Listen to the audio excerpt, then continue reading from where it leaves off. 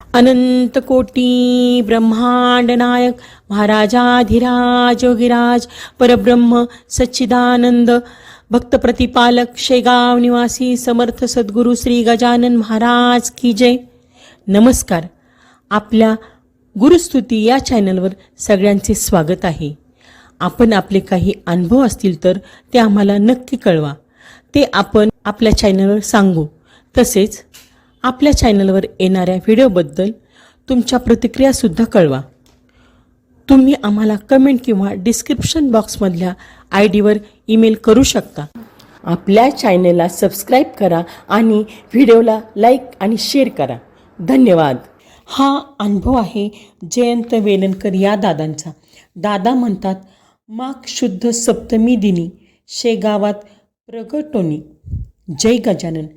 आजच्या या अनुभव कथनाला अनुभव तर म्हणता येईलच, परंतु सर्व गुरुबंधू आणि गुरुभगिनींना मनातील भावना कळाव्यात या अर्थाने याला एक प्रकारे वृत्तकथन म्हटलं तरीही चालू शकणार आहे.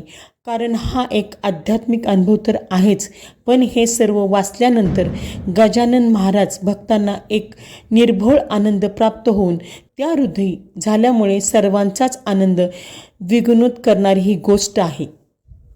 मागील 4 वर्षापासून आपण दर चातुर्मासात गजानन महाराज उपासना केंद्रातर्फे गिनी गणगणात बोते नामजप करीत आहोत हे माहीत आहेच. महाराजांनी आम्हा भक्तांच्याकडून चढत्या क्रमाने पहिल्या वर्षी 6.25 कोटी, पुढे 13.25 कोटी, नंतर मागील वर्षी 55 कोटी 11 लाख, तर यावर्षी 111 कोटी 51 लाख नामजप करून घेतला. हा जप आपण प्रत्येक वर्षी शेगावला महाराजांच्या चरणी समर्पित केला. गजानन महाराजांनी हा जप आपल्याकडून समर्पित करून घेतला आणि आपल्याला भरघोस आशीर्वाद दिला असं म्हणता येण्यासारखी एक गोष्ट आपल्याला सांगायची आहे. पुढील वर्ष नामजपाचं 5वं वर्ष.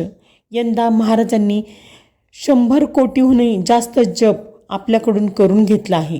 तेव्हा पुढील वर्षी जप समर्पित सोहळ्यात काही विशेष करता येईल का याविषयी बोलत असताना शेगावला महाराजांची जशी छान पालखी निघते तशी पालखी काढावी असा विचार आला.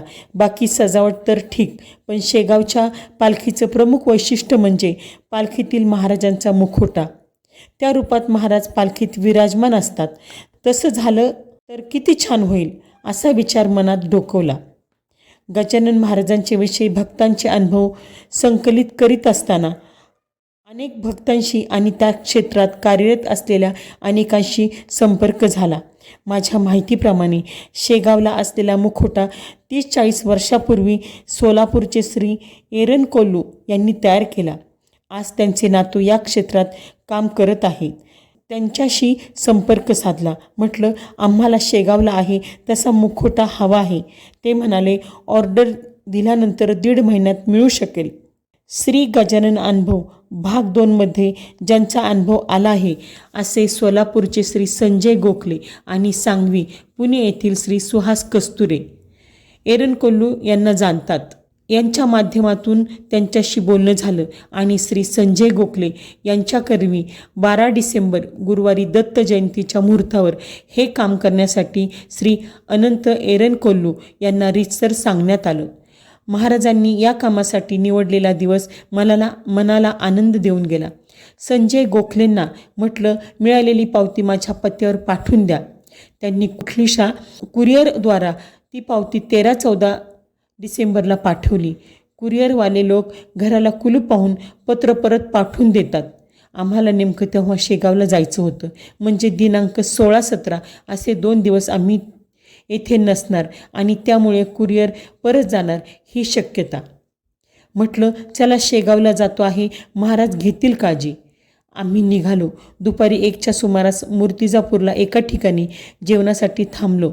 तो एक उपासक आहे, जयंत क्षीरसागर. त्याचा फोन आला. ते म्हणाले, मी मुलीच्या लग्नाची पत्रिका घेऊन घरी आलो आहे, पण घराला कुलूप दिसतंय. आणि हो, आत्ताच एक पत्र कुरिअरनी तुमच्यासाठी आलं आहे. मी ते सोडून घेतलं आहे, काळजी करू नका. ते ऐकून सहज जयघोष झाला. जय गजानन.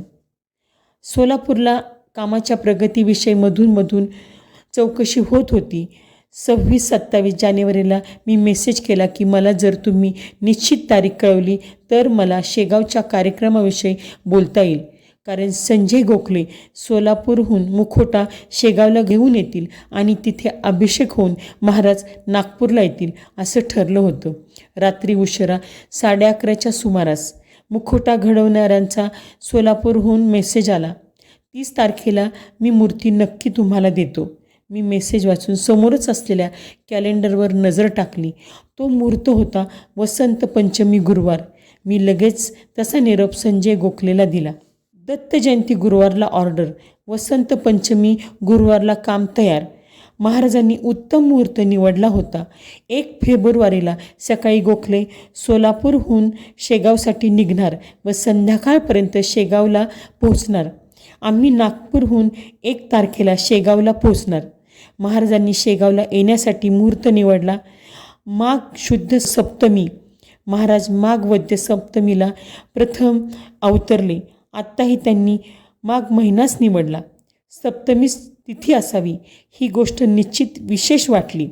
माघ शुद्ध सप्तमी अर्थात रथसप्तमी या तिथीला नर्मदा जयंती म्हणून मान्यता आहे. आपण गजानन महाराज आणि नर्मदा याविषयी गजानन विजयच्या 14व्या अध्यायात वाचतो. आपणास 117 नंबरच्या अनुभवात वाचल्याचं आठवत असेल. होशंगाबाद येथील अंजनी हरणे यांना लगातार 3 वर्ष चातुर्मासात नामजप करणे काही कारणाने शक्य झाले नाही. तेव्हा 2019मध्ये म्हणजे 4थ्या वर्षी त्यांनी नर्मदा मैयाला प्रार्थना केली की माझा जप यंदा मी तुला अर्पण करील, माझ्याकडून जप करून घे. नर्मदा मैयाने त्यांच्याकडून 2 लाख जप निर्विघ्नपणे करून घेतला. जप समर्पणासाठी त्यांनी महाराजांच्या आशीर्वादाने रथसप्तमी तिथी निवडली. त्यांचा 1 फेब्रुवारी रथसप्तमीला नेमावर येथून फोन आला. त्यांनी सांगितलं, सर मी नेमावर येथून बोलत आहे, समोर नर्मदा मैया आहे. आत्ताच मी केलेला जप आपल्या सर्व उपासकांच्या वतीने मैयाला अर्पण केला. प्रार्थना केली की आम्हा सर्व उपासकावर कृपादृष्टी ठेवून या विश्वाचं कल्याण कर. ते ऐकून शेगावला भक्त निवासांच्या प्रांगणात सहजपणे जयघोष झाला. नर्मदे हर, नर्मदे हर, गजानन महाराज की जय. आणि समोरून सोलापूरहून येणारी मूर्ती प्रांगणात शिरती झाली. महाराजांसाठी फेटा करून घ्यायचा होता. पुण्याहून सुहास कस्तुरे यांनी शेगावला महाराजांच्यासाठी कुणाकडून फेटा करवला जातो याविषयी माहिती दिली. त्याप्रमाणे गर्द गुलाबी रंगाचा फेटा करण्यासाठी शेगावला सांगून ठेवलं होतं. तो फेटा ताब्यात घेतला. संध्याकाळी मंदिरात दर्शनाला गेलो.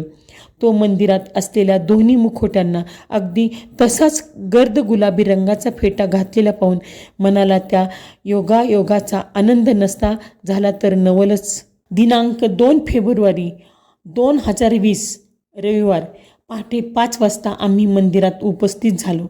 विठ्ठल रुक्माईचं दर्शन झालं. तिथे थोडा वेळ मुखोटा विसावला. गादीचं दर्शन झालं.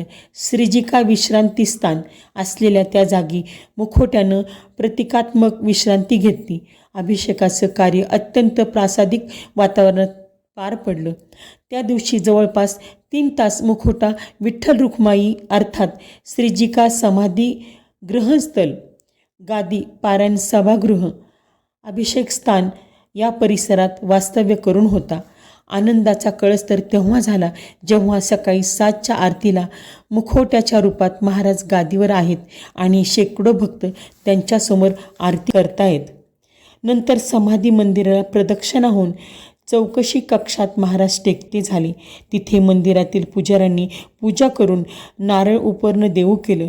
प्रसाद ग्रहण करून नागपूरच्या दिशेने प्रवास सुरू झाला. पूर्वकल्पना असल्यामुळे श्री गजानन महाराज उपासना केंद्र माधवनगर येथे उपस्थित गजानन महाराज भक्तांनी गजाननमय वातावरणात महाराजांचं स्वागत केलं. ब्रह्मांड नायकाला या रूपात पाहून सर्व भक्तांची मनं अगदी भारावून गेलीत. सर्वांनी घोष केला, श्री गजानन जय गजानन, श्री गजानन जय गजानन. गण गण गणात बोते, गण गण गणात बोते.